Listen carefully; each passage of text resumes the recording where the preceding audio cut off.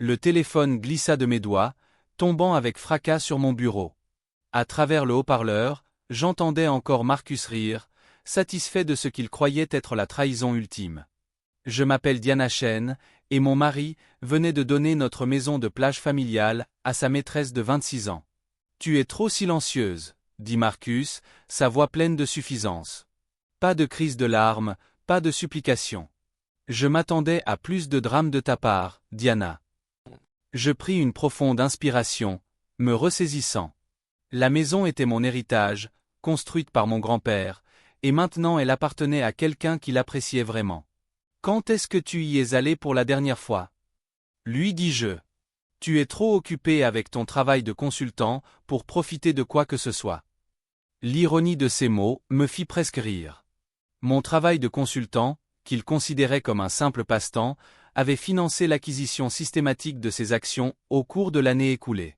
Tu as raison, j'ai été très occupé. En fait, je devrais y aller. J'ai une réunion d'actionnaires à préparer pour demain. Sa voix se fit plus aiguë. De quoi parles-tu? Je lui annonçai que j'assistais à la réunion annuelle de Parker Industries. Je raccrochai avant qu'il ne puisse répondre, savourant ce moment. Marcus m'avait toujours sous-estimé, me voyant comme une épouse de façade, belle mais sans valeur. Il y a 6 mois, j'avais surpris une conversation entre lui et Sarah, sa jeune vice-présidente, planifiant des escapades dans ma maison de famille. C'est alors que j'avais commencé à examiner de plus près les finances de Parker Industries. Ce que j'avais découvert était troublant. Des pratiques comptables douteuses, des prévisions gonflées, et un conseil d'administration trop lié à son nom pour poser des questions. Je composai le numéro de mon avocate, Rachel Kim. Il l'a fait, dis-je.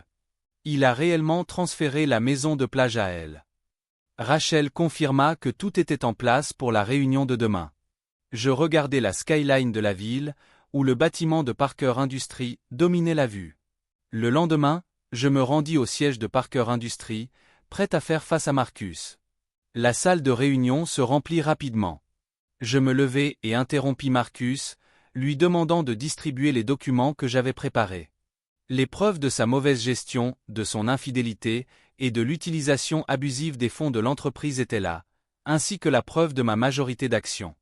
Je demande un vote de défiance immédiat contre Marcus Parker, déclarai-je. Les membres du conseil levèrent la main en soutien. Alors que Marcus réalisait l'ampleur de sa chute, je lui dis que tout cela était à cause de la maison de plage. C'était la goutte d'eau.